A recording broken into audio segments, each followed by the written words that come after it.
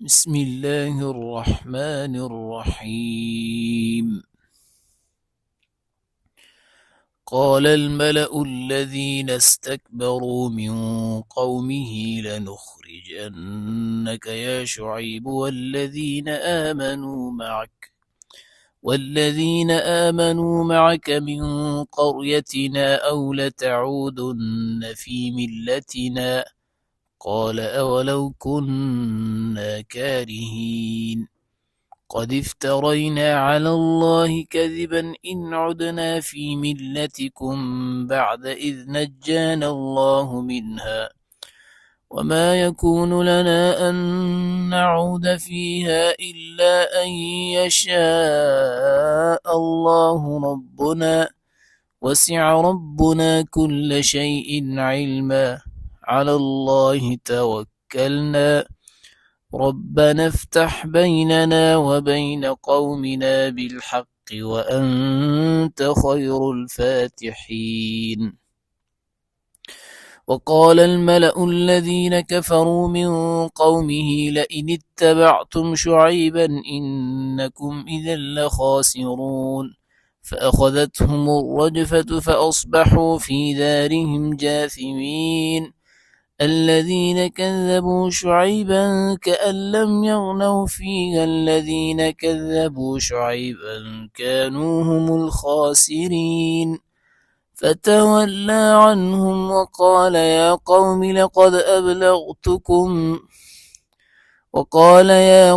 لقد أبلغتكم رسالات ربي ونصحت لكم فكيف آسى على قوم كافرين.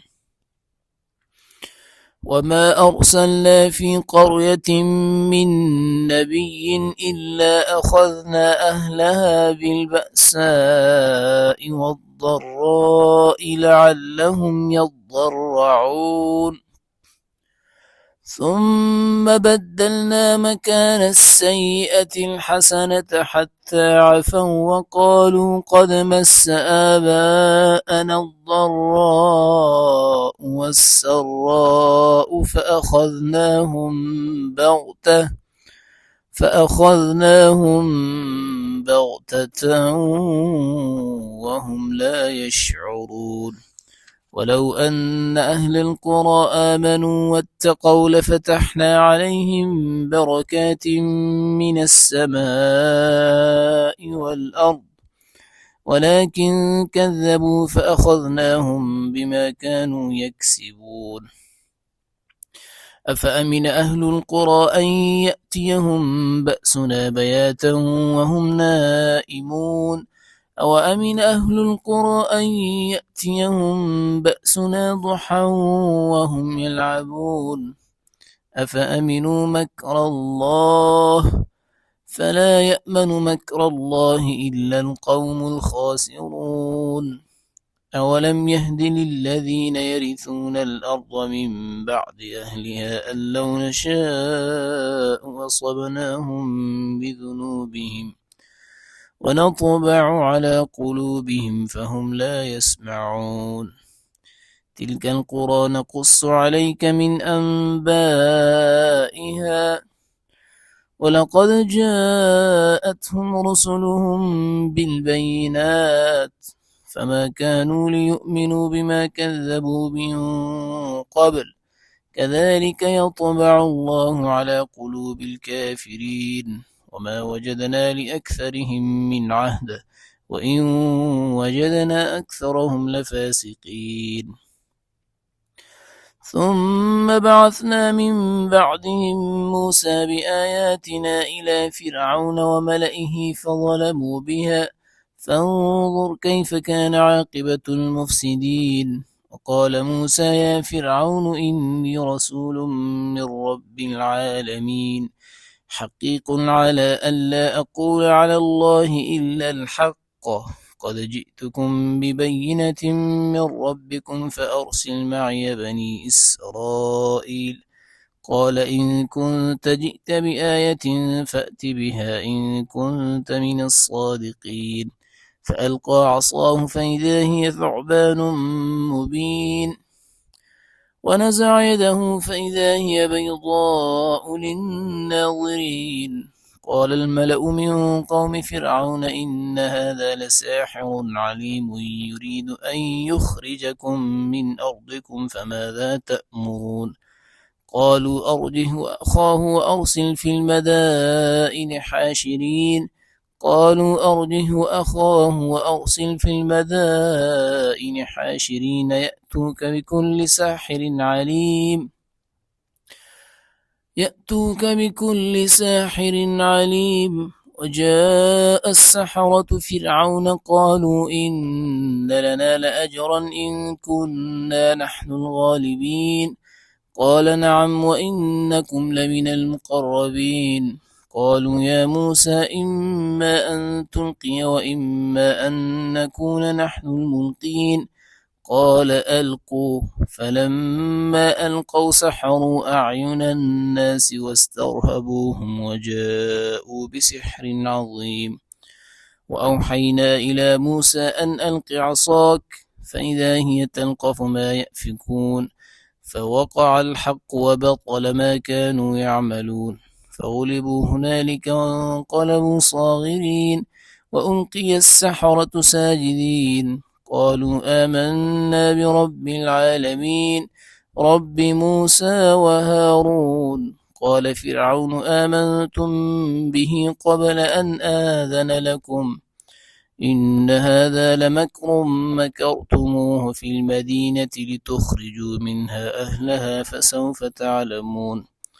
لأقطعن أيديكم وأرجلكم من خلاف ثم لأصلبنكم أجمعين. قالوا إنا إلى ربنا منقلبون. وما تنقم منا إلا أن آمنا بآيات ربنا لما جاءتنا ربنا أفرغ علينا صبرا وتوفنا مسلمين. وقال الملأ من قوم فرعون أتذر موسى وقومه ليفسدوا في الأرض ويذرك وآلهتك. قال سنقتل أبناءهم ونستحيي نساءهم وإنا فوقهم قاهرون. قال موسى لقومه استعينوا بالله واصبروا إن الأرض لله يورثها من يشاء من عباده والعاقبة للمتقين.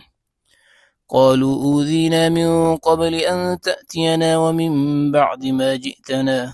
قال عسى ربكم أن يهلك عدوكم ويستخلفكم في الأرض فينظر كيف تعملون. ولقد أخذنا آل فرعون بالسنين ونقص من الثمرات لعلهم يذكرون. فإذا جاءتهم الحسنة قالوا لنا هذه وإن تصبهم سيئة يطيروا بموسى ومن معه ألا إنما طائرهم عند الله ولكن أكثرهم لا يعلمون. وقالوا مهما تأتنا به من آية لتسحرنا بها فما نحن لك بمؤمنين. فأرسلنا عليهم الطوفان والجراد والقمل والضفادع والدم آيات مفصلات فاستكبروا وكانوا قوما مجرمين. ولما وقع عليهم الرجز قالوا يا موسى ادع لنا ربك بما عهد عندك لئن كشفت عنا الرجز لنؤمنن لك ولنرسلن معك بني إسرائيل. فلما كشفنا عنهم الرجز إلى أجل هم بالغوه إذا هم ينكثون. فانتقمنا منهم فأغرقناهم في اليم بأنهم كذبوا بآياتنا وكانوا عنها غافلين. وأورثنا القوم الذين كانوا يستضعفون مشارق الأرض ومغاربها التي باركنا فيها وتمت كلمة ربك الحسنى على بني إسرائيل بما صبروا ودمرنا ما كان يصنع فرعون وقومه وما كانوا يعرشون. وجاوزنا ببني إسرائيل البحر فأتوا على قوم يعكفون على أصنام لهم قالوا يا موسى اجعل لنا إلها كما لهم آلهة قال إنكم قوم تجهلون إن هؤلاء متبر ما هم فيه وباطل ما كانوا يعملون قال أغير الله أبغيكم إلها وهو فضلكم على العالمين وإذ أنجيناكم من آل فرعون يسومونكم سوء العذاب يقتلون أبناءكم ويستحيون نساءكم وفي ذلكم بلاء من ربكم عظيم وواعدنا موسى 30 ليلة وأتممناها ب10 فتم ميقات ربه 40 ليلة وقال موسى لأخيه هارون اخلفني في قومي وأصلح ولا تتبع سبيل المفسدين ولما جاء موسى لميقاتنا وكلمه ربه قال رب أرني أنظر إليك قال لن تراني ولكن انظر إلى الجبل فإن استقر مكانه فسوف تراني فلما تجلى ربه للجبل جعله دكا وخر موسى صعقا فلما أفاق قال سبحانك تبت إليك وأنا أول المؤمنين قال يا موسى إني اصطفيتك على الناس برسالاتي وبكلامي فخذ ما آتيتك وكن من الشاكرين وكتبنا له في الألواح من كل شيء موعظة وتفصيلا لكل شيء فخذها بقوة وأمر قومك يأخذوا بأحسنها سأريكم دار الفاسقين سأصرف عن آياتي الذين يتكبرون في الأرض بغير الحق وإن يروا كل آية لا يؤمنوا بها وإن يروا سبيل الرشد لا يتخذوه سبيلا وإن يروا سبيل الرشد لا يتخذوه سبيلا وإن يروا سبيل الغي يتخذوه سبيلا ذلك بأنهم كذبوا بآياتنا وكانوا عنها غافلين والذين كذبوا بآياتنا ولقاء الآخرة حبطت أعمالهم هل يجزون إلا ما كانوا يعملون واتخذ قوم موسى من بعده من حليهم عجلا جسدا له خوار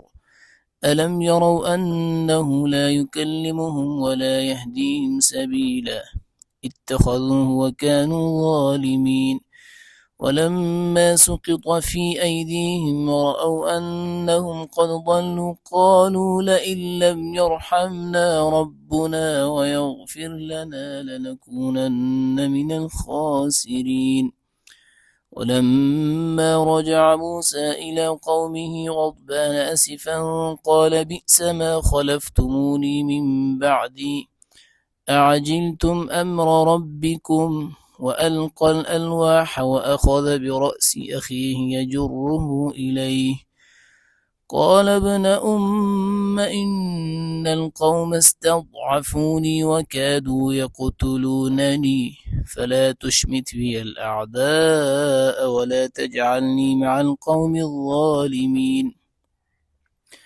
قال رب اغفر لي ولأخي وأدخلنا في رحمتك وأنت أرحم الراحمين إن الذين اتخذوا العجل سينالهم غضب من ربهم وذلة في الحياة الدنيا وكذلك نجزي المفترين والذين عملوا السيئات ثم تابوا من بعدها وآمنوا إن ربك من بعدها لغفور رحيم ولما سكت عن موسى الغضب أخذ الألواح وفي نسختها هدى ورحمة للذين هم لربهم يرهبون واختار موسى قومه 70 رجلا لميقاتنا فلما أخذتهم الرجفة قال رب لو شئت أهلكتهم من قبل وإياي أتهلكنا بما فعل السفهاء منا إن هي إلا فتنتك تضل بها من تشاء وتهدي من تشاء أنت ولينا فاغفر لنا وارحمنا وأنت خير الغافرين واكتب لنا في هذه الدنيا حسنة وفي الآخرة إنا هدنا إليك قال عذابي أصيب به من أشاء ورحمتي وسعت كل شيء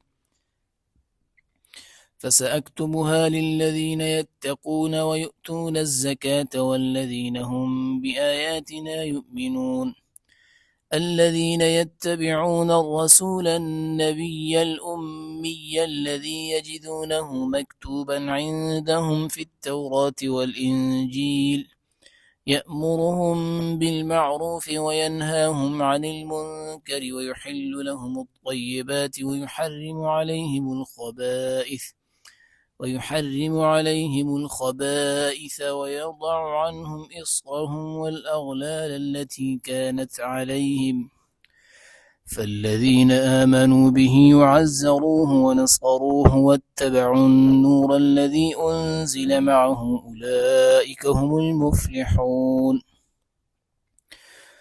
قل يا أيها الناس إني رسول الله إليكم جميعا الذي له ملك السماوات والأرض لا إله إلا هو يحيي ويميت فآمنوا بالله ورسوله النبي الأمي الذي يؤمن بالله وكلماته واتبعوه لعلكم تهتدون ومن قوم موسى أمة يهدون بالحق وبه يعدلون وقطعناهم 12 أسباطا أمما وأوحينا إلى موسى إذ استسقاه قومه أن اضرب بعصاك الحجر فانبجست منه 12 عينا قد علم كل أناس مشربهم وظللنا عليهم الغمام وأنزلنا عليهم المن والسلوى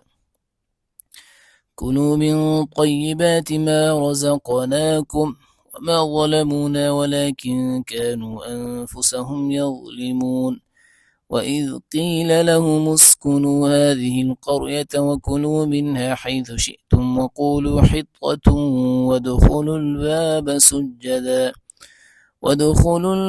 سجدا نغفر لكم خطيئاتكم سنزيد المحسنين فبدل الذين ظلموا منهم قولا غير الذي قيل لهم فأرسلنا عليهم رجزا من السماء بما كانوا يظلمون واسألهم عن القرية التي كانت حاضرة البحر إذ يعدون في السبت إذ تأتيهم حيتانهم يوم سبتهم شرعا ويوم لا يسبتون لا تأتيهم كذلك نبلوهم بما كانوا يفسقون وإذ قالت أمة منهم لم تعظون قوما الله مهلكهم أو معذبهم عذابا شديدا قالوا معذرة إلى ربكم ولعلهم يتقون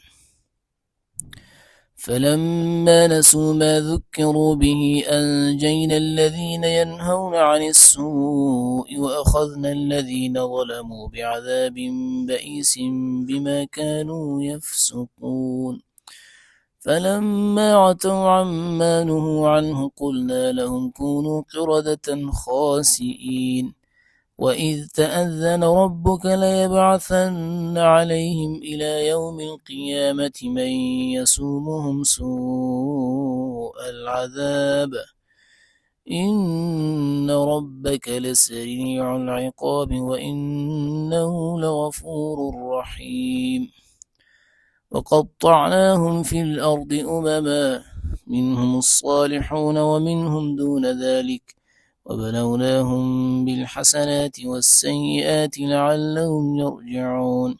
فخلف من بعدهم خلف ورثوا الكتاب يأخذون عرض هذا الأدنى ويقولون سيغفر لنا، وإن يأتهم عرض مثله يأخذوه. ألم يؤخذ عليهم ميثاق الكتاب ألا يقولوا على الله إلا الحق ودرسوا ما فيه، والدار الآخرة خير للذين يتقون أفلا تعقلون. والذين يمسكون بالكتاب وأقاموا الصلاة إنا لا نضيع أجر المصلحين. وإذ نتقنا الجبل فوقهم كأنه ظلة وظنوا أنه واقع بهم خذوا ما آتيناكم بقوة واذكروا ما فيه لعلكم تتقون. وإذ أخذ ربك من بني آدم من ظهورهم ذريتهم وأشهدهم على أنفسهم ألست بربكم قالوا بلى شهدنا أن تقولوا يوم القيامة إنا كنا عن هذا غافلين أو تقولوا إنما أشرك آباؤنا من قبل وكنا ذرية من بعدهم أفتهلكنا بما فعل المبطلون وكذلك نفصل الآيات ولعلهم يرجعون. واتل عليهم نبأ الذي آتيناه آياتنا فانسلخ منها فأتبعه الشيطان فكان من الغاوين ولو شئنا لرفعناه بها ولكنه أخلد إلى الأرض واتبع هواه فمثله كمثل الكلب إن تحمل عليه يلهث أو تتركه يلهث ذلك مثل القوم الذين كذبوا بآياتنا فاقصص القصص لعلهم يتفكرون ساء مثلا القوم الذين كذبوا بآياتنا وأنفسهم كانوا يظلمون من يهد الله فهو المهتدي ومن يضلل فأولئك هم الخاسرون. ولقد ذرأنا لجهنم كثيرا من الجن والإنس لهم قلوب لا يفقهون بها ولهم أعين لا يبصرون بها ولهم آذان لا يسمعون بها أولئك كالأنعام بل هم أضل أولئك هم الغافلون. ولله الأسماء الحسنى فدعوه بها وذروا الذين يلحدون في أسمائه سيجزون ما كانوا يعملون.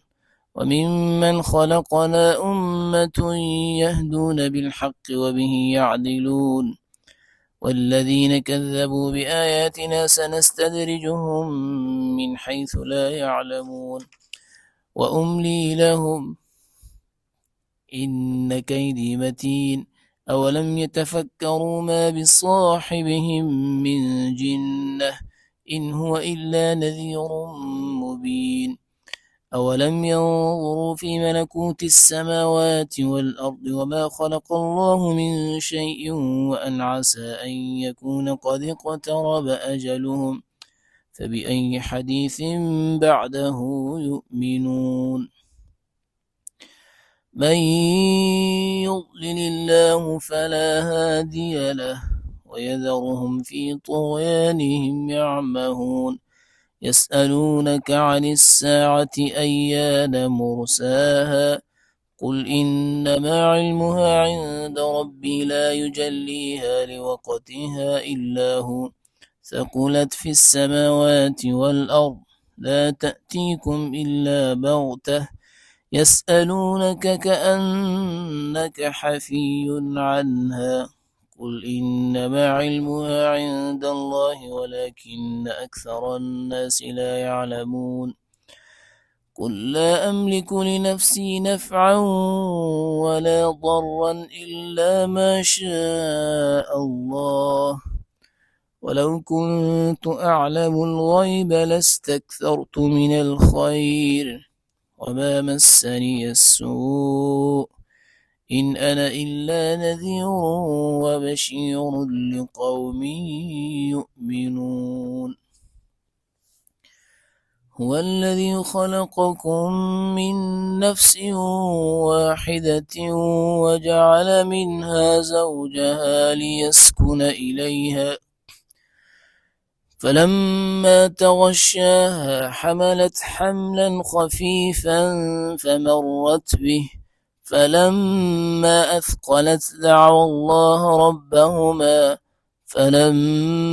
أثقلت دعوا الله ربهما لئن آتيتنا صالحا لنكونن من الشاكرين فلما آتاهما صالحا جعلا له شركاء فيما آتاهما فتعالى الله عما يشركون أيشركون ما لا يخلق شيئا وهم يخلقون ولا يستطيعون لهم نصرا ولا أنفسهم ينصرون وإن تدعوهم إلى الهدى لا يتبعوكم سواء عليكم أدعوتموهم أم أنتم صامتون إن الذين تدعون من دون الله عباد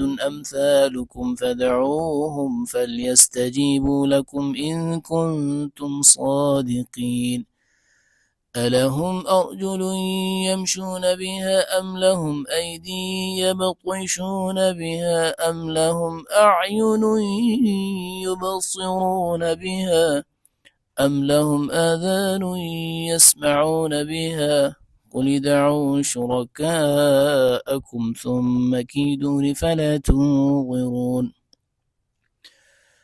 إن وليي الله الذي نزل الكتاب وهو يتولى الصالحين والذين تدعون من دونه لا يستطيعون نصركم ولا أنفسهم ينصرون وإن تدعوهم إلى الهدى لا يسمعوا وتراهم ينظرون إليك وهم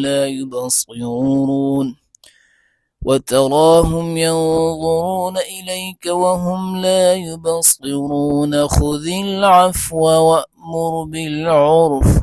خذ العفو وأمر بالعرف وأعرض عن الجاهلين وإما ينزغنك من الشيطان نزغ فاستعذ بالله إنه سميع عليم إن الذين اتقوا إذا مسهم طائف من الشيطان تذكروا فإذا هم مبصرون وإخوانهم يمدونهم في الغي ثم لا يقصرون وإذا لم تأتهم بآية قالوا لولا اجتبيتها قل إنما أتبع ما يوحى إلي من ربي هذا بصائر من ربكم وهدى ورحمة لقوم يؤمنون وإذا قرئ القرآن فاستمعوا له وأنصتوا لعلكم ترحمون واذكر ربك في نفسك تضرعا وخيفة ودون الجهر من القول بالغدو والآصال ولا تكن من الغافلين إن الذين عند ربك لا يستكبرون عن عبادته ويسبحونه ويسبحونه وله يسجدون. بسم الله الرحمن الرحيم. يسألونك عن الأنفال، قل الأنفال لله والرسول، فاتقوا الله وأصلحوا ذات بينكم، وأطيعوا الله ورسوله إن كنتم مؤمنين. إنما المؤمنون الذين إذا ذكر الله وجلت قلوبهم وإذا تليت عليهم آياته زادتهم إيمانا وعلى ربهم يتوكلون. الذين يقيمون الصلاة ومما رزقناهم ينفقون، أولئك هم المؤمنون حقا، لهم درجات عند ربهم ومغفرة ورزق كريم. كما أخرجك ربك من بيتك بالحق وإن فريقا من المؤمنين لكارهون، يجادلونك في الحق بعدما تبين كأنما يساقون إلى الموت وهم ينظرون. وإذ يعدكم الله إحدى الطائفتين أنها لكم، وتودون أن غير ذات الشوكة تكون لكم، ويريد الله أن يحق الحق بكلماته ويقطع دابر الكافرين، ليحق الحق ويبطل الباطل ولو كره المجرمون. إذ تستغيثون ربكم فاستجاب لكم أني ممدكم ب1000 من الملائكة مردفين. وما جعله الله إلا بشرى ولتطمئن به قلوبكم، وما النصر إلا من عند الله، إن الله عزيز حكيم.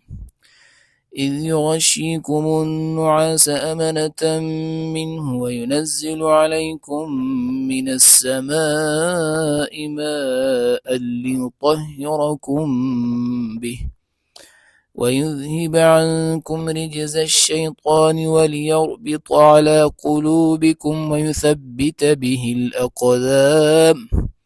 إذ يوحي ربك إلى الملائكة أني معكم فثبتوا الذين آمنوا، سألقي في قلوب الذين كفروا الرعب فاضربوا فوق الأعناق واضربوا منهم كل بنان، ذلك بأنهم شاقوا الله ورسوله، ومن يشاقق الله ورسوله فإن الله شديد العقاب. ذلكم فذوقوه وأن للكافرين عذاب النار. يا أيها الذين آمنوا إذا لقيتم الذين كفروا زحفا فلا تولوهم الأدبار، ومن يولهم يومئذ دبره إلا متحرفا لقتال أو متحيزا إلى فئة فقد باء بغضب من الله ومأواه جهنم وبئس المصير. فلم تقتلوهم ولكن الله قتلهم، وما رميت إذ رميت ولكن الله رمى، وليبلي المؤمنين منه بلاء حسنا، إن الله سميع عليم. ذلكم وأن الله موهن كيد الكافرين. إن تستفتحوا فقد جاءكم الفتح، وإن تنتهوا فهو خير لكم، وإن تعودوا نعد ولن تغني عنكم فئتكم شيئا ولو كثرت وأن الله مع المؤمنين.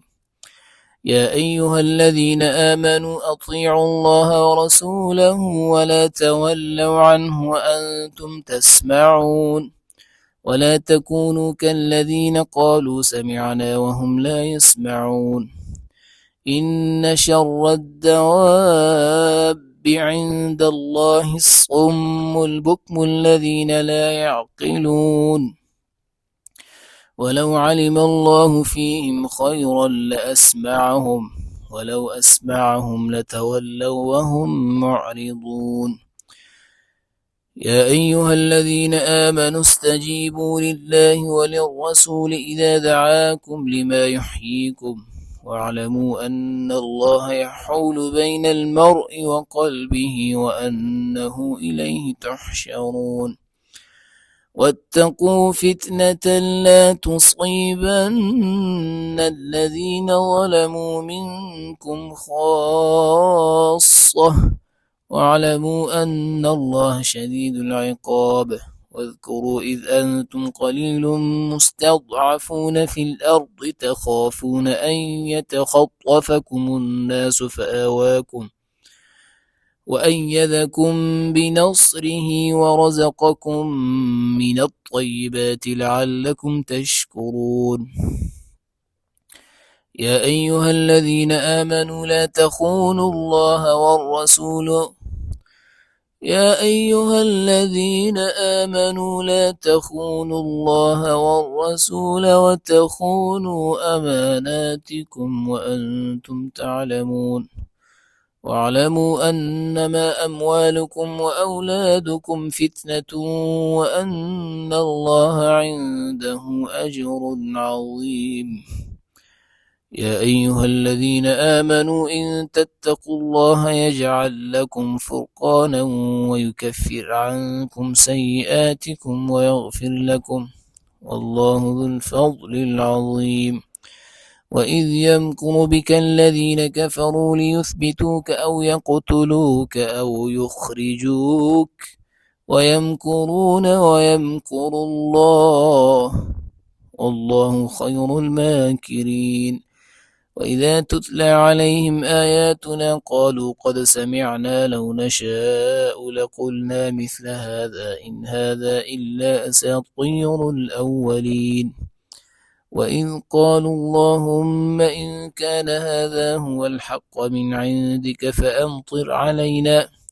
فأمطر علينا حجارة من السماء أو ائتنا بعذاب أليم. وما كان الله ليعذبهم وأنت فيهم وما كان الله معذبهم وهم يستغفرون. وما لهم ألا يعذبهم الله وهم يصدون عن المسجد الحرام وما كانوا أولياءه إن أولياؤه إلا المتقون ولكن أكثرهم لا يعلمون. وما كان صلاتهم عند البيت إلا مكاء وتصدية فذوقوا العذاب بما كنتم تكفرون.